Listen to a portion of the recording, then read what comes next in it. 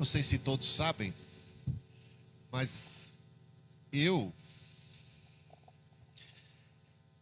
tive duas mães, uma natural e uma outra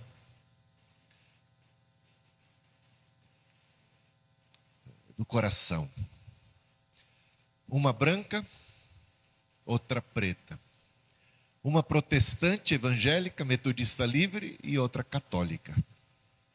Foi assim. A minha mãe, não era para eu ser o primogênito, ela estava grávida de uma menina, e quando ela foi ao hospital para dar à luz, já tinha completado, estava tudo muito normal. E a criança morreu no parto. Então, ela volta para casa sem a sua bebê. Razões estranhas, provavelmente um erro médico, a maneira como a coisa foi conduzida, outros tempos. Aconteceu. Ela vem muito triste, então, de repente, você chega em casa e contempla o seu berço, o berço da sua neném, vazio, não tem. Imagina, isso é difícil para qualquer pessoa. E nós não, porque eu ainda não era nascido, mas tinha uma vizinha de cerca, que era a tia Vicência, que a gente chama ela de tia Vicência. De cerca mesmo. Cerca. E era lá no alto do morro de Cidade Ademar, eram os primeiros habitantes daquele bairro, desde o princípio, os primeiros. Então elas eram muito ligadas, e ela tinha uma bebê, não muitos meses de vida. Ela pegou essa bebê, o nome era Naninha, apelido de Naninha, Ana, mas Naninha. Pegou a Naninha, botou no colo da minha mãe e disse para minha mãe: Frida, não fica assim tão triste. A partir de agora, essa também é sua filha. E assim foi. Mas poucos meses depois, minha mãe voltou a engravidar. Um ano depois eu venho a nascer. E convivi com a Naninha algum tempo. Eu já tinha mais ou menos 1 ano e pouco quando a Naninha fica doente e morre. E ela não podia ter outro filho, porque, dada a idade e outros fatores complicadores da cesárea que ela tinha tido, e ela não podia mais engravidar. Aí foi a hora da minha mãe me pegar, ainda com 1 ano, colocar no colo da minha tia Vicência e dizer para ela: Vicência, não fica assim tão triste. A partir de agora, esse também é seu filho. Só que a tia Vicência era a maior catequista de Cidade Ademar. Pergunta para o Isaac. Maior catequista. Todo ano tinha turma, às vezes duas turmas por ano. Chegava a ter até 50 alunos. Todo ano. Dom Paulo Evaristo Arne, certa vez, o arcebispo de São Paulo, foi visitá-la na sua humilde residência, dada a fama dela de catequista no bairro. Uma católica de carteirinha, daquelas. E a minha segunda mãe. Eu participava do catecismo todos os anos. Ficava para a segunda época, né? Repetia. Antes de saber ler e escrever, estava eu lá no catecismo. Eu vivia grudado na minha mãe e nela. Eu acho que mais nela do que na minha mãe, que minha mãe não nos ouça agora. Ela era uma mineira que cozinhava como poucas. Eu estava sempre ali, porque sempre tinha coisa boa sobrando. E a aula da escola, a aula do catecismo. Só que minha mãe era metodista livre. E me levava, então, na igreja metodista livre. Domingo na escola dominical. Sábado no catecismo. E eu fui essa criança que cresci abençoado por 2 mães maravilhosas e exemplares, que me ensinaram a amar a Deus. E eu vivi assim um pouco confuso todos os meus primeiros anos. Gente, se você me perguntasse, a minha mãe preta, católica, dizia assim: se te perguntar a religião, você vai dizer, eu sou católico, apostólico, romano. Ela era muito discipuladora, mais que minha mãe. Minha mãe era mais tranquila, mas essa pegava no pé. E eu tinha aulas extras com ela, porque quando acabava o catecismo, antes de saber ler e escrever, eu já sabia as respostas do catecismo. Era aquele garoto chato. Ela perguntava, eu sei a resposta. Claro, repetia todo ano.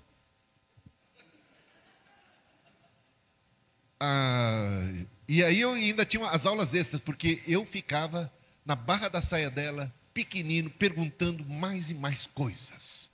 E assim eu cresci. Amando estar na igreja, na escola dominical, com uma outra mulher, Maria de Freitas, foi minha professora, foi professora do Isaac, provavelmente do Nilson, certamente. Uma outra discipuladora sem igual. Então eu cresci influenciado por muitas mulheres. Se eu dependesse dos homens para estar convertido, eu acho que eu estava perdido, porque se for as mulheres, não foi meu pai. Meu pai é um exemplo de homem, de pai, mas espiritualmente assim não é uma referência. Mas minha mãe, minha avó, Dona Maria Freitas, a Dona Vicência, tia Vicência. Essas mulheres me impactaram. Eu aprendi muito. Só que com 16 anos de idade, se você me perguntasse qual era a minha religião, eu sou cristão. Eu fiz a primeira comunhão, gente. Depois eu posso mostrar uma foto para vocês da minha primeira comunhão. Estou lá com a tia Vicência, do meu lado da minha primeira comunhão. Ela me levava para a missa. A gente tinha que andar muito, a missa era longe. E andava com ela. Eu era um garoto religioso. Então, eu era religioso, certamente muito religioso. E cresci assim, dividido, com o coração dividido. Eu gostava da igreja, do culto, da igreja evangélica, gostava da igreja católica, eu gostava do padre, e era muito amigo dos padres, quase coroinha, só não era coroinha porque eu ficava muito longe da igreja que eu morava. E era também ali, não perdi uma escola dominical. Apaixonado pelas coisas. E foi com 16 anos de idade que eu me decidi, que eu me defini como um cristão evangélico metodista livre. Foi uma luta, mas cheguei a esse ponto. Então, eu devo muito à igreja, mas muito à igreja. Eu diria até à igreja católica eu devo. Foi importante para mim toda aquela formação de caráter, de integridade. Então, quando eu estou diante de uma tentação hoje, isso tem um peso na minha vida. Se eu estiver diante de uma tentação e lembrar da minha mãezinha preta, e se eu lembrar da minha mãe, da minha avó, e se eu lembrar da minha escola dominical, e se eu lembrar do que eu aprendi no catecismo, e se eu lembrar de que tudo isso me ensinou a amar muito a Deus, muito a Cristo. Eu encontrei nas Sagradas Escrituras aquilo que é poderoso para me salvar. Eu encontrei o Cristo, eu encontrei o Senhor, encontrei o Salvador, e depois encontrei que a Igreja Metodista Livre estava mais de acordo com as Escrituras Sagradas, e por isso sou metodista livre desde então. E o céu entrou no meu coração. Eu me tornei uma pessoa, quando eu tive esse despertamento espiritual aos 16 anos, eu me tornei possivelmente a pessoa mais feliz do mundo. Ah, você é metida besta? Não, era como eu me sentia. Não era possível alguém ser mais feliz do que eu aos 16 anos de idade. Eu diria até hoje. Não tem para ninguém. Quem tem Jesus no coração, meu irmão. Esse é o segredo da minha felicidade. Mais feliz que eu não dá. Dá para ser tão feliz quanto eu. Você pode. Qualquer um pode com Cristo Jesus. E eu estudava de dia. Não, trabalhava de dia, estudava de noite. Morava no alto do morro. Não tinha muitas perspectivas. Trabalhava como office boy na Record. E tinha recebido uma missão de ir a tal lugar. E recebi 2 passes. Aí eu falei, eu ando, era para o ônibus o passe. Eu falei, eu ando e economizo o passe. Essa era a minha situação. Camelava, economizar dinheiro de passe. como office boy. Fazia isso com muita alegria. Cheio do Espírito Santo, de alegria. Fruto do Espírito é amor, é alegria, gente. Aí é alegre, feliz, entusiasmado com a vida, com o que Deus tem. Ele está comigo. Eu não sei o que vai ser do meu futuro. Eu sei que Ele está presente. Isso era a garantia do meu futuro. E aí, eu no alto do viaduto, tinha acabado de contemplar um carrão de um dos diretores da Record. Um baita carro que ele tinha comprado, novo, zero. E os office boys passando assim, todo mundo comentando. Não é para você ficar se comparando nessa hora, se sentir por baixo, né? Se sentir mal. Olha, ele pode, ele tem, quando que eu vou poder, quando que eu vou ter? Gente, não tinha para ninguém, esse homem não podia ser mais feliz do que eu. Eu não estava nem aí para o carro que ele tinha comprado, parabéns para ele, muito bom, eu tenho Jesus no coração. E eu ia lá, economizando o passe, caminhando no alto do viaduto, que é o viaduto, eu esqueci o nome dele, que fica da Washington Luiz, ali é Moreira Guimarães, ou Rubem Berta, indo para o aeroporto de Congonhas. Estava ali, e eu lembro, cantava um corinho das antigas. Quando a glória é glória, quando a glória é glória, quando a glória entrar no coração, louvarás bem alto ao teu Pai Celeste, quando a glória entrar no coração. Eu me derramava em lágrimas, eu dançava, eu caminhava pulando, saltitante, 16 anos, a glória tinha entrado no meu coração, gente. Encontrei Jesus, tinha tudo. Eu tinha tudo que eu precisava para ser feliz. Nenhuma garantia de que seria assim, que seria assado. E eu tudo isso devo à igreja, que é o corpo de Cristo. O que a igreja é? Uma instituição divina, instituída por Cristo. Sobre essa pedra edificarei a minha igreja, as portas do inferno não prevalecerão. A igreja é nação santa, é propriedade exclusiva, é povo de propriedade exclusiva de Deus, é sacerdócio real. A igreja é o povo de Deus, a igreja é o rebanho de Deus, a igreja é família de Deus, ela é o corpo de Cristo. A igreja é tudo isso e muito mais. E graças a ela, eu fui salvo. E você também. Você é um devedor eterno à igreja e ponto final. Graças a Deus pela igreja chegou até nós as escrituras sagradas, os evangelistas, os pregadores e tudo mais. Então louvado seja Deus pela igreja, apesar de todos os percalços. Nem tudo é perfeito na vida da igreja, mas sejamos nós a igreja autêntica e verdadeira. Sejamos nós leais a esse grande legado que nós recebemos.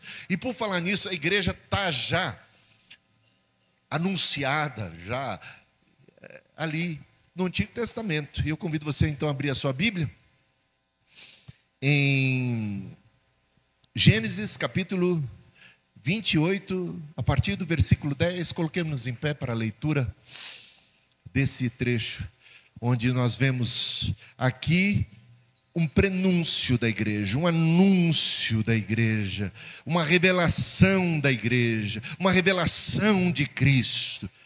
Errais por não conhecerdes as Escrituras. Aqui elas falam, elas testificam de mim, disse Jesus aos judeus do seu tempo. Porque Jesus veio para os que eram seus e os seus não receberam, não reconheceram. E não reconheceram porque não estavam com os olhos abertos para o que diz as Escrituras Sagradas. E assim diz a palavra do Senhor, a palavra de Deus, que é viva e eficaz.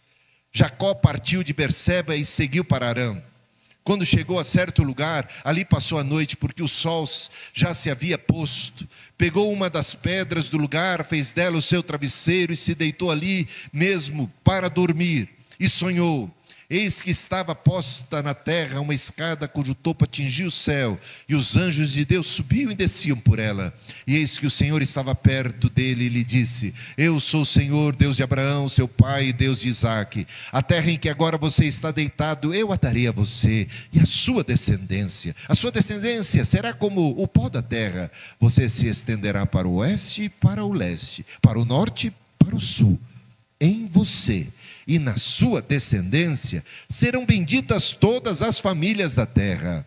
Eis que eu estou com você e o guardarei por onde quer que você for. farei com que você volte para esta terra, porque não o abandonarei até que eu cumpra aquilo que lhe prometi. Quando Jacó despertou do sono, disse: na verdade o Senhor está neste lugar, e eu não o sabia. E tremendo disse: quão temível é esse lugar! É casa de Deus, a porta dos céus.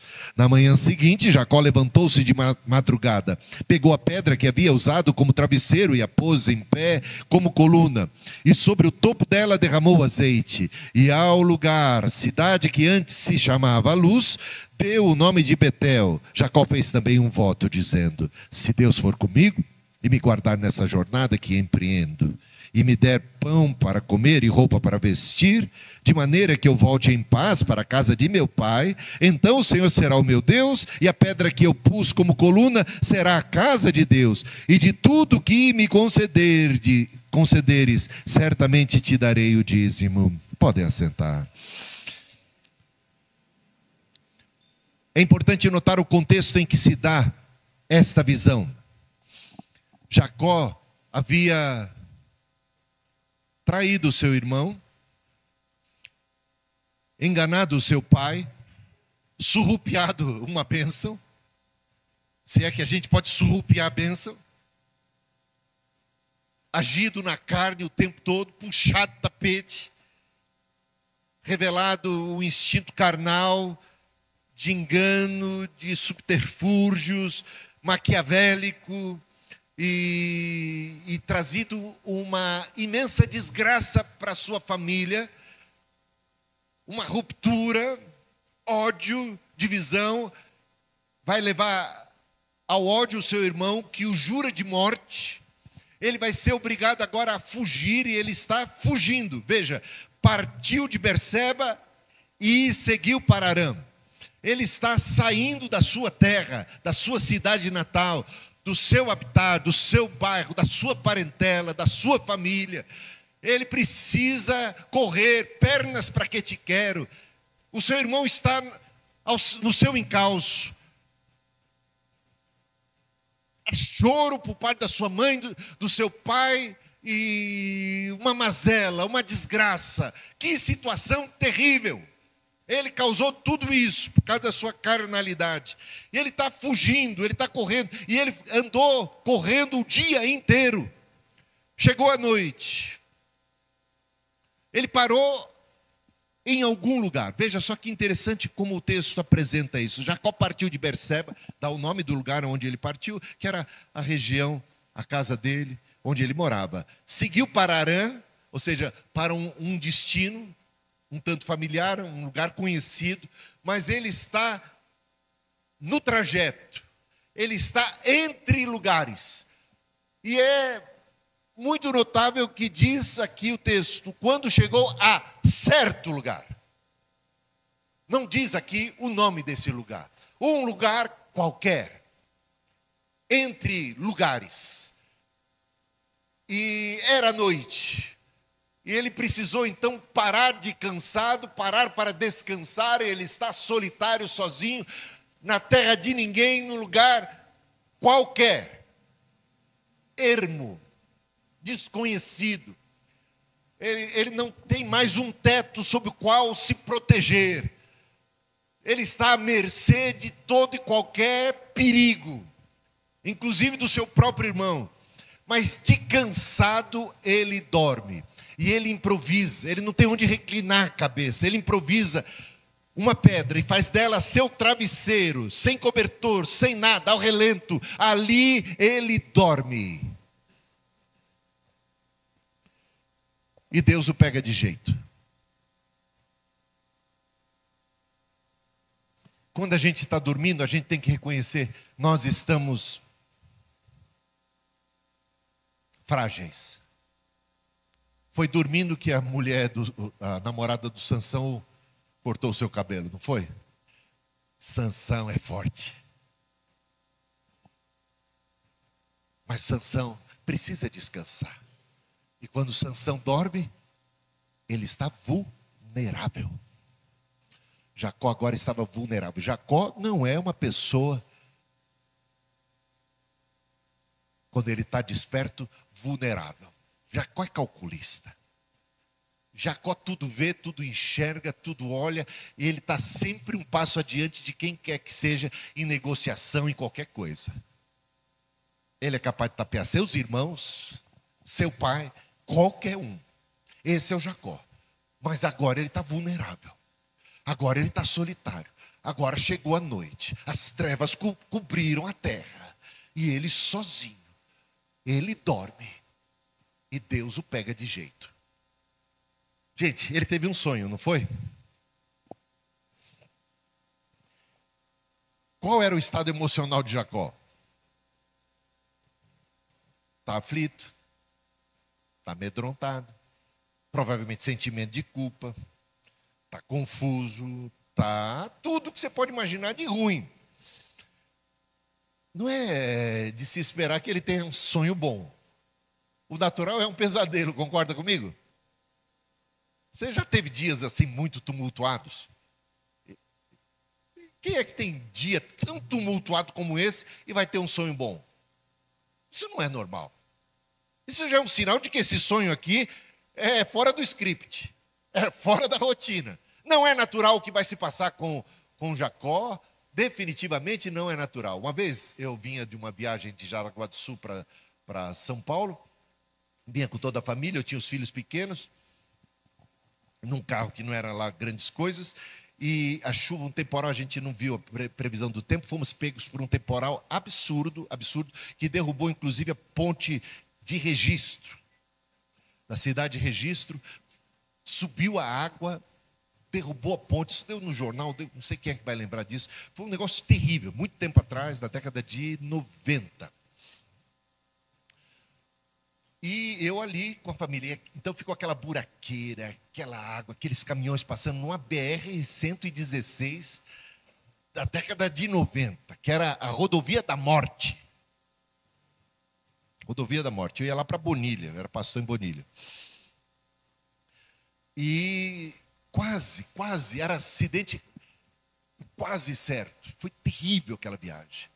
Angustiado, preservando a vida ali da minha família, dos meus filhos, e quase mal consegui enxergar, um carro ruim, tudo, uma aflição, os caminhões passando, aquela buraqueira, de repente eu pegava um buraco, o caminhão passava, parecia que ia jogar a gente longe, tudo, um aguaceiro, um negócio terrível. Demorou muito a viagem, mais do que o normal.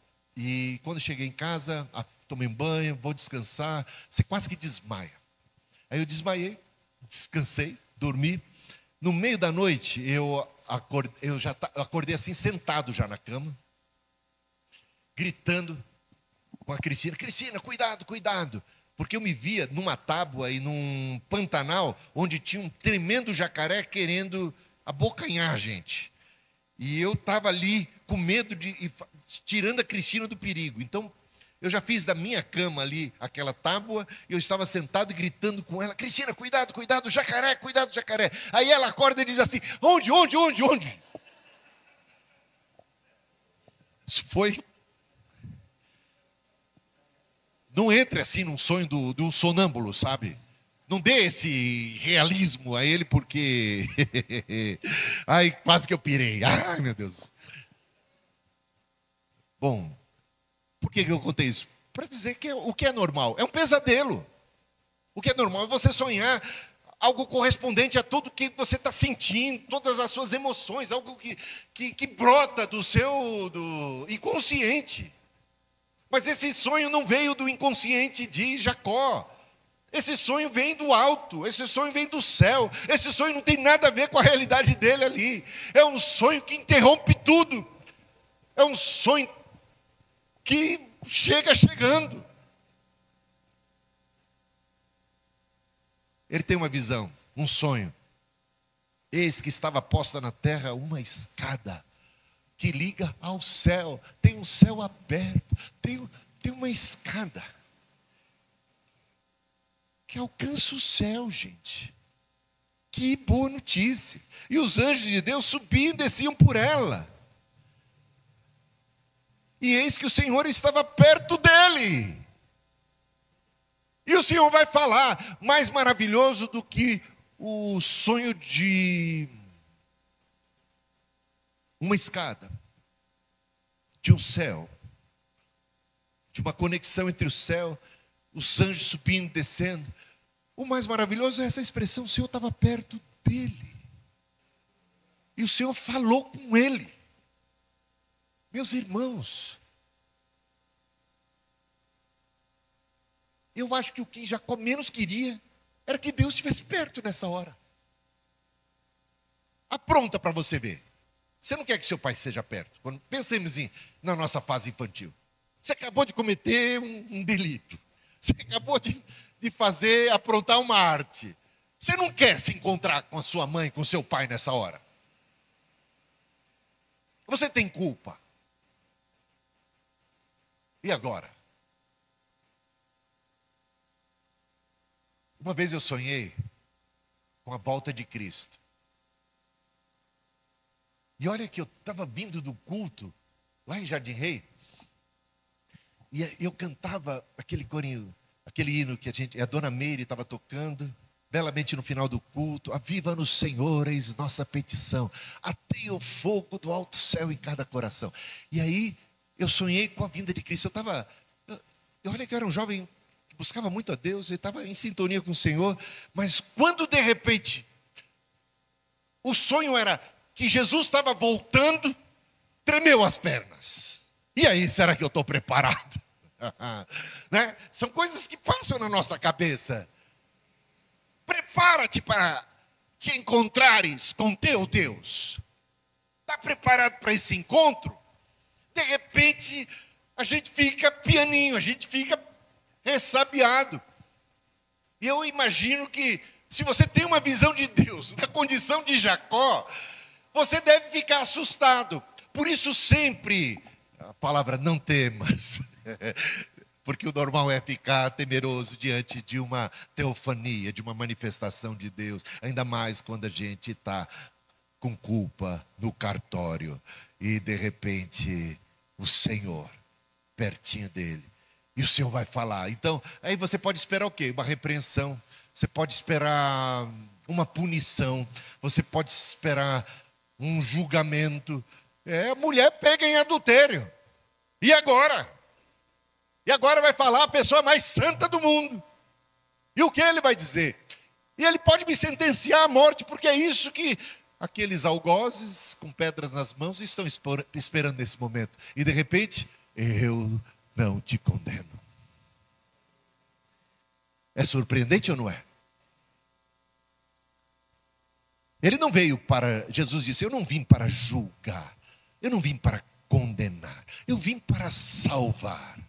Mas o juiz é esse: que a luz venha ao mundo, que a graça se manifeste salvadora. Mas as pessoas muitas vezes amam mais as trevas do que a luz. No caso aqui de Jacó, a palavra de Deus, o Senhor fala, no meio da visão, o Senhor se revela ali perto dele e diz coisas surpreendentes, meus irmãos. Eu sou o Senhor, Deus de Abraão, seu pai, e Deus de Isaac. Repara bem aqui: eu sou o Senhor, Deus de Abraão, seu pai, e Deus de Isaac. Qual é a frase que se repete múltiplas vezes na Bíblia? Deus de Abraão, de Isaac. Por que não aparece aqui Deus de Jacó aqui? Jacó está ruim na fita aqui. Jacó não era um convertido até então. Eu sou o Deus de Abraão. Eu sou o Deus de Isaac. Quero ser seu Deus também.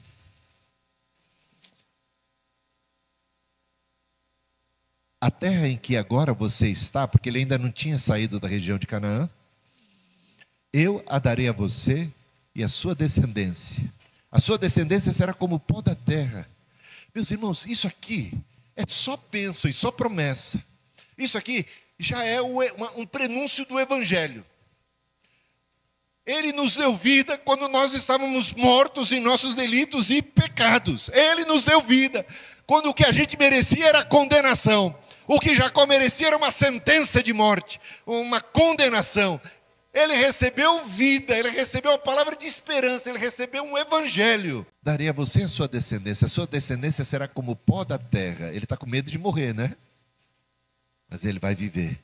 Aqui a promessa de vida. Você se estenderá para o oeste e para o leste, para o norte e para o sul. Em você e na sua descendência serão benditas todas as famílias da terra. Tudo que Deus prometeu a Abraão está agora reafirmando gratuitamente, graciosamente. A graça alcançou a Jacó, que nada merecia, que não merecia tal dádiva, tal graça, tal salvação. É pela graça que sois salvos. Isso não vem de vós, é dom de Deus, é dom do céu.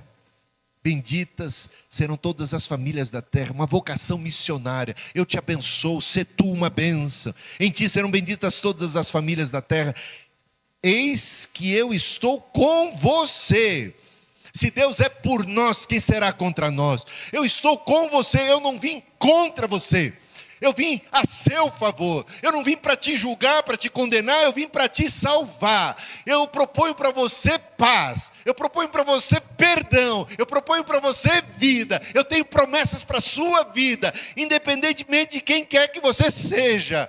Deus te ama e a graça se manifesta salvadora para todo mundo.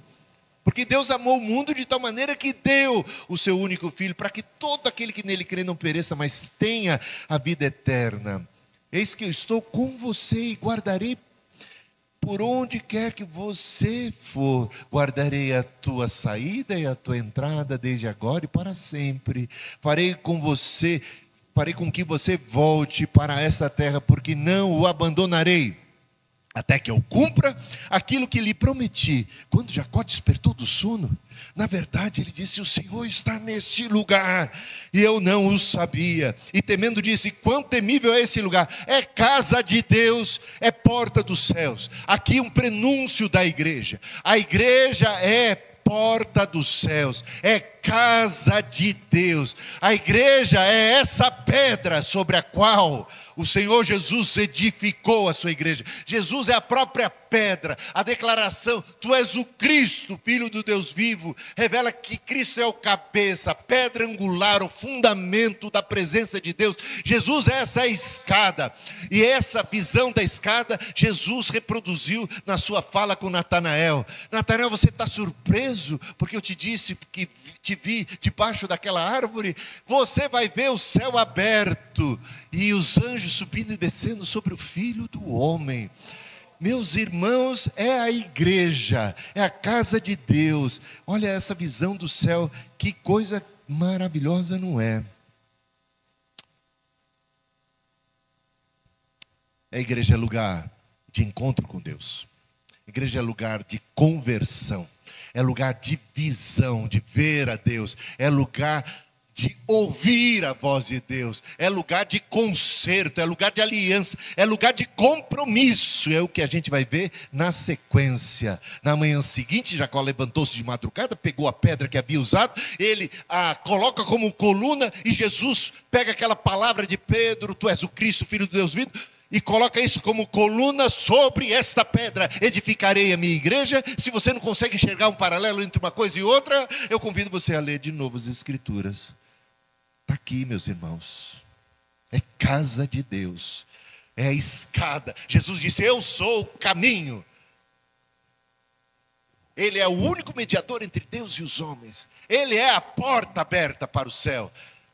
Eu gosto daquela canção. Jesus abriu a porta para você passar. Como que é? E a porta é Jesus. Como que é essa canção?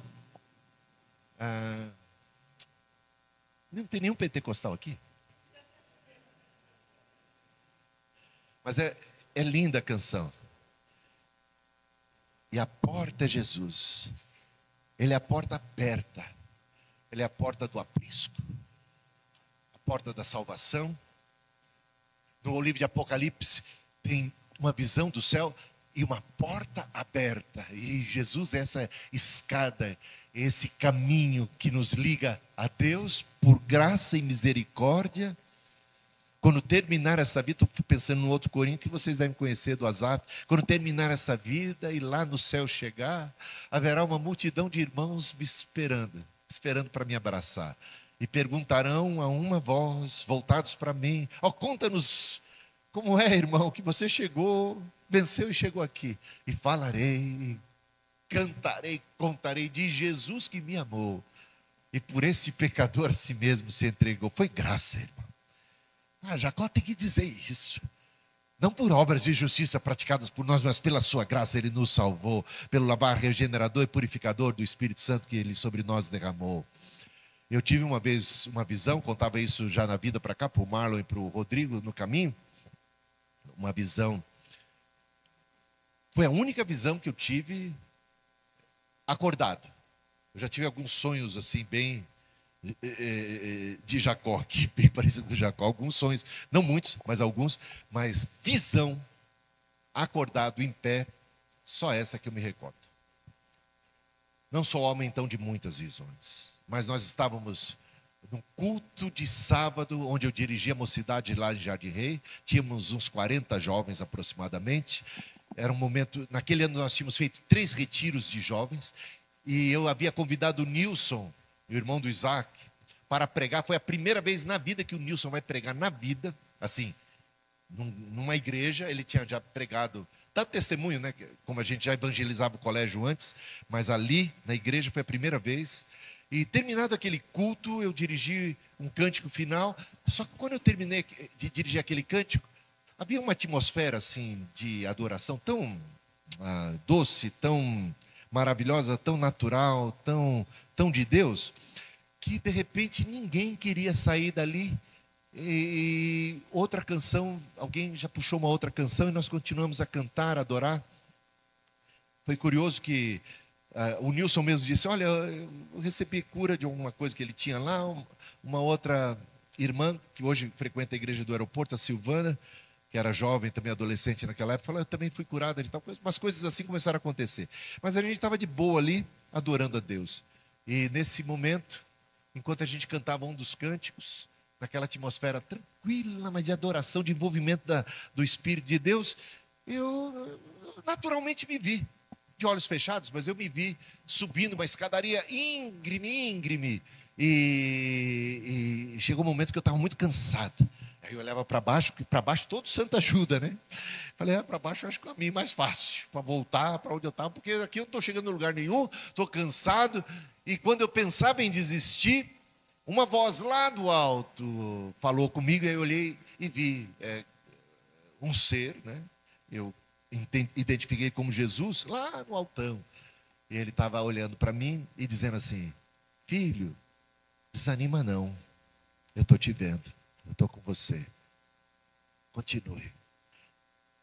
Eu compartilhei. Não sei se o Isaac estava aí nesse dia. O Isaac devia ser uma criança nessa época. Devia ter uns 11 anos. Não era ainda da juventude, né, Isaac? Ainda não estava na juventude. Talvez não. Não, talvez sim. Eu tinha 16. Não, nessa eu já tinha 19. Depois a gente tem que calcular as idades aí para ver se o Isaac estava nessa reunião. Meus irmãos, Deus estava me preparando para tudo aquilo que eu tinha que enfrentar no dia seguinte e na sequência. No dia seguinte, porque a gente achou que aquilo foi uma maravilha, né? Para nós foi uma maravilha, uma experiência. Mas no dia seguinte, tinha umas pessoas jovens ali que não estavam muito satisfeitos.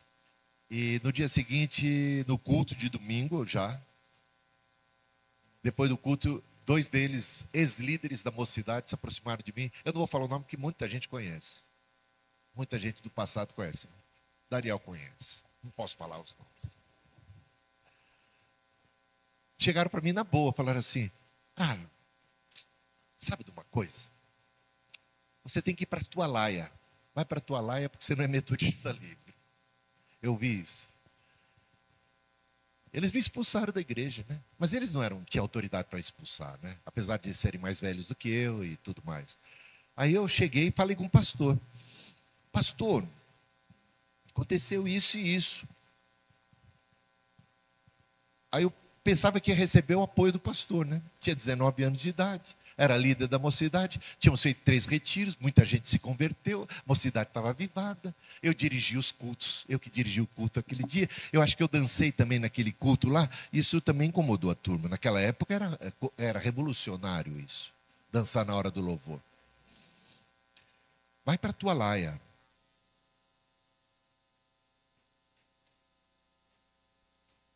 Falei com o pastor disse assim, eles estão certos, você está errado. 3 anos de gancho para você.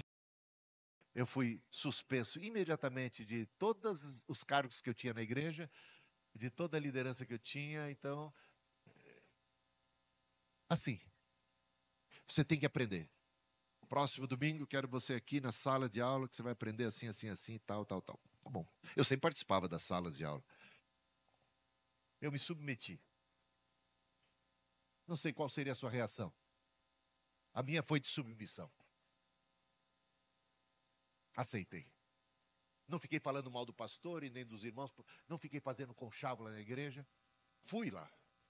Estava eu e o Nilson, né? Que ele estava nesse mesmo barco, né? Fomos lá. Na próxima reunião, o pastor falava contra a obra do Espírito Santo, ele não acreditava em manifestações espirituais, coisas assim. E aí eu citei, mas John Wesley não falou que existem 2 perigos. Isso é verdade. Estou com John Wesley. Um perigo é você supervalorizar essas manifestações, ficar num auê, no emocionalismo, e ser isso, o grande barato dos cultos e da igreja, sabe? Super enfatizar tais manifestações. Isso Wesley chamou a atenção. Mas ele disse que o outro perigo era você desvalorizar completamente, desprezar totalmente. Eu citei isso para ele, ele falou assim, Wesley nunca falou isso, ele disse. Aí eu disse, Diário de Wesley, edição tal, página tal. Estava na ponta da língua, eu tinha lido aquela semana. Seu insolente, ponha-se para fora daqui, você está expulso da igreja. Ele era o superintendente do concílio.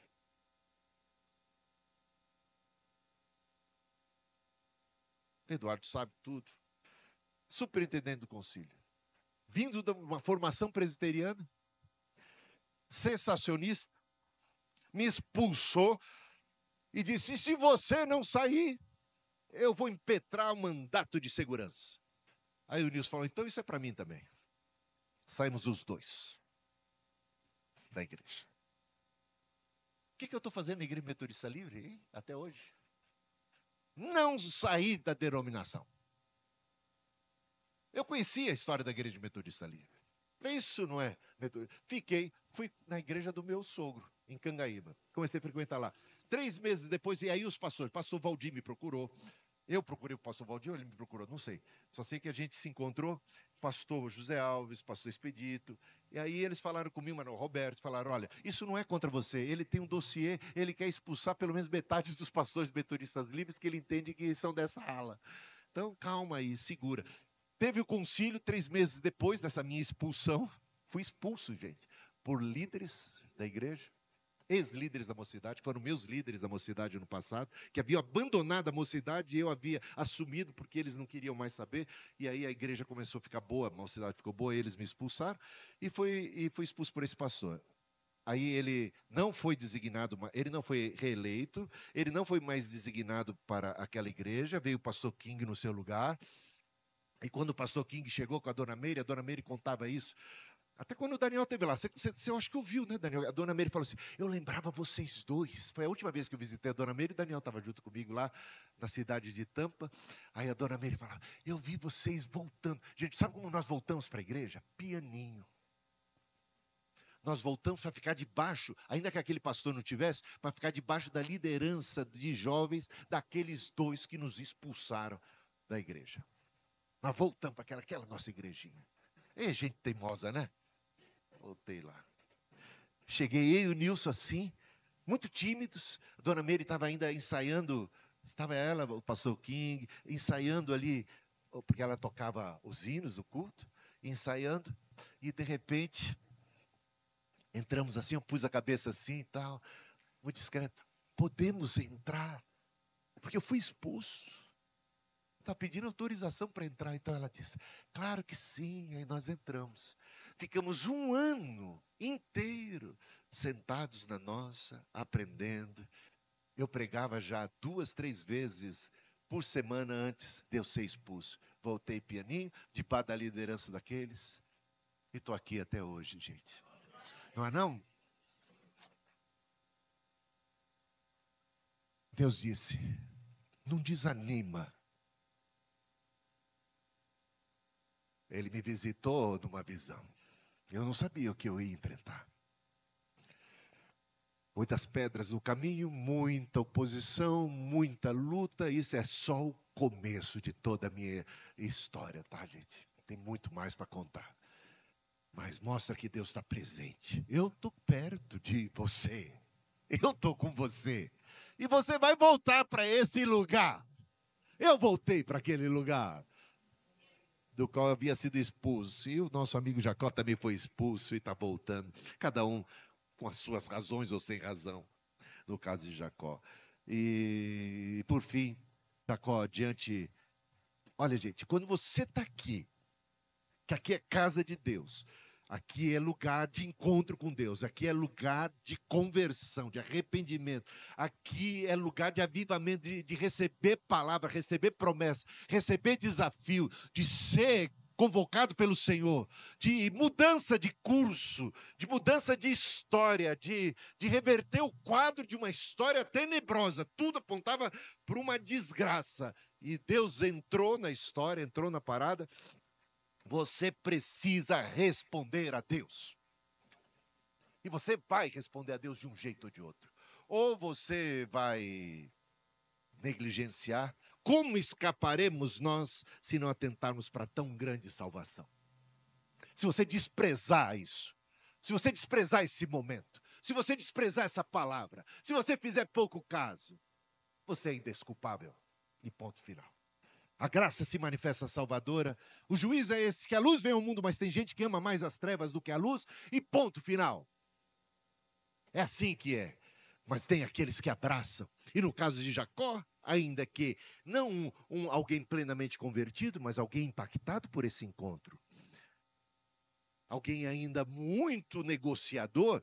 Tem um ser aqui, se Deus for comigo, ele ainda não está convertido plenamente. Ele ainda não tem uma entrega, ele ainda não tem uma confiança, mas ele está agora no caminho. Ele está, como diz a Bíblia, provai e vede que o Senhor é bom. Ele está disposto pelo menos a isso. Eu quero provar e ver se o Senhor realmente é bom, se o Senhor for comigo, se o Senhor me guardar, se o Senhor me proteger, me sustentar e me trouxer de volta, certamente o Senhor será o meu Deus, e Deus é fiel. Prova e vede, e você vai ver que o Senhor é fiel. E o Senhor será o meu Deus, eu me comprometo contigo, o Senhor será soberano na minha vida, eu vou dar o dízimo, eu vou reconhecer que tudo vem das tuas mãos, louvado seja o Senhor, e essa aqui será a casa de Deus, esse aqui vai ser sempre um ponto de referência marcante na minha vida, esse encontro vai ser perpetuado, vai ser inesquecível, é um marco na vida de Jacó, e foi, e é, e deve ser na nossa vida também, porque esse encontro não é só para ele, e em ti serão benditas todas as famílias da terra, e essa palavra se volta para nós.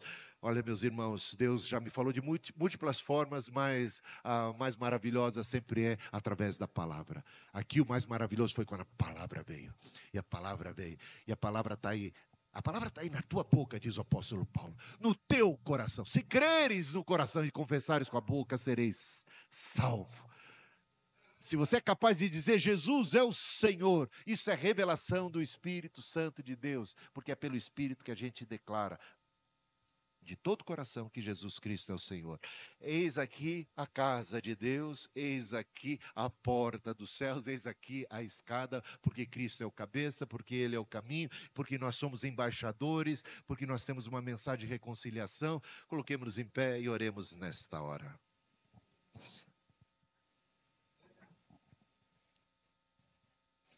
Bendito Pai Celestial, te agradecemos por tão grande salvação, essa graça salvadora,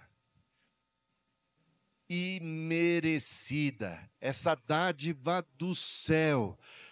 Nos identificamos com Jacó porque reconhecemos que não merecemos, que o Senhor veio a nós, Salvador, porque é a tua bondade que nos conduz ao arrependimento. Bendita seja a tua bondade, ó Senhor maravilhoso, bendita seja a tua graça que nos alcançou, o teu amor, nós o amamos porque primeiramente o Senhor nos amou, foi o Senhor quem amou a Jacó, ele não te amava. Ele nem te conhecia. Ele estava morto em delitos e pecados.